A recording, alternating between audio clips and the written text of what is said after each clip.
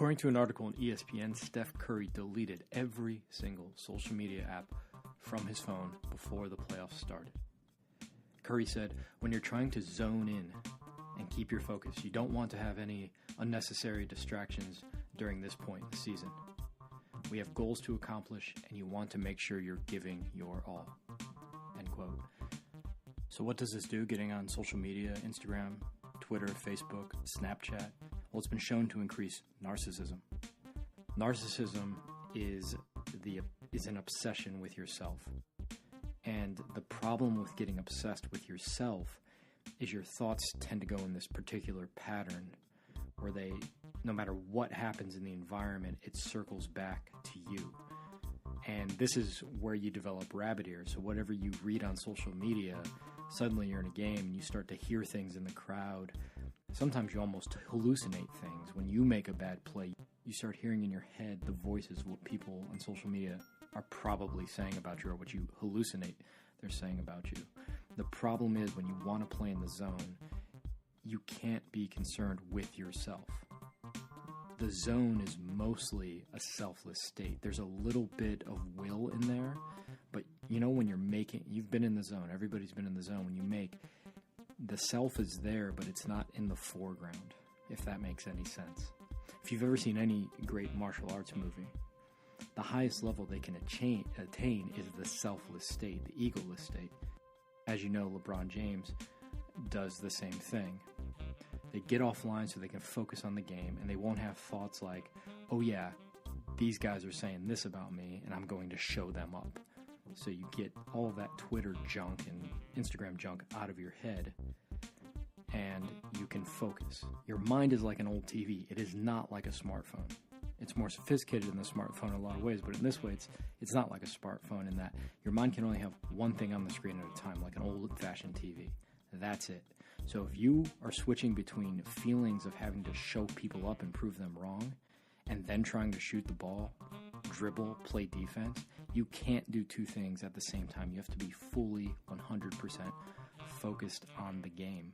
As you go for a jump shot, there's kind of a screen in your mind that sees the hoop. It happens so fast you don't notice it.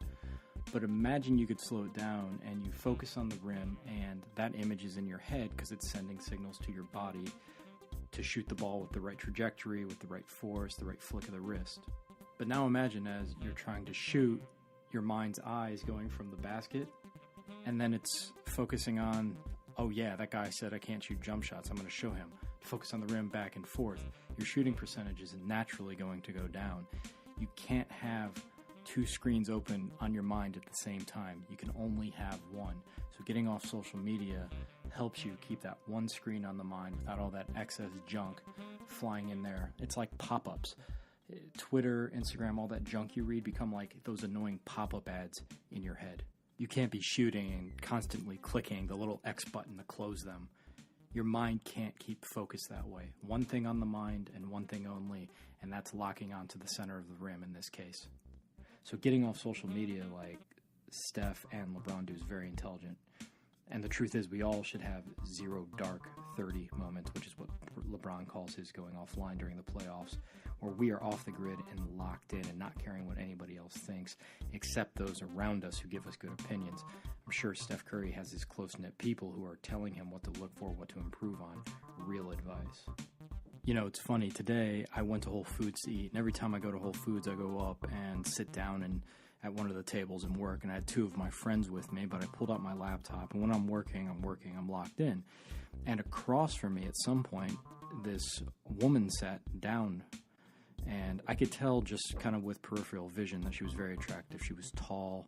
Anyways, I later learned that she was a world-famous fashion model. I mean, she was probably one of the most beautiful people on the planet, and I sat there and I worked and just got through it, and then she got up and left, and we were getting ready to leave as well. I put my stuff away, and, she walks away, and my friend goes, how could you not look up even one time? How could you not look at that woman? She's gorgeous. And my other friend, who's a woman, was saying, yeah, she's very attractive. It was unbelievable how attractive she was. And my answer was, I was writing. That was it. When I'm writing, that's what I'm doing. There's no external distractions. There's one screen on my mind, and I'm locked in. That's the way you have to be when you play basketball. She's the equivalent of social media, of things that don't help you get done what you need to get done. I remember when Chris Rock, if you haven't seen this, YouTube it, Chris Rock there's a timeout and Chris Rock's like jabbing in Kobe Bryant's ear. He has front row seats, so when Kobe sits down, Chris Rock is literally right beside him going, blah, blah, blah, blah, blah. And Kobe just looks straight ahead, doesn't even pay Chris Rock any attention. One screen on the mind, totally locked in and focused. I apologize for talking about Kobe Bryant and Michael Jordan so much, but they were so good at this stuff, this psych stuff. If you go to basketballbrain.com today, for a limited time, we're going to put day one of the program on the site so you can try it. It takes 10 to 12 minutes. That's all we're asking with Basketball Brain is 10 to 12 minutes a day to focus on your mental drills. Basketballbrain.com. If basketball is your religion, this is your church.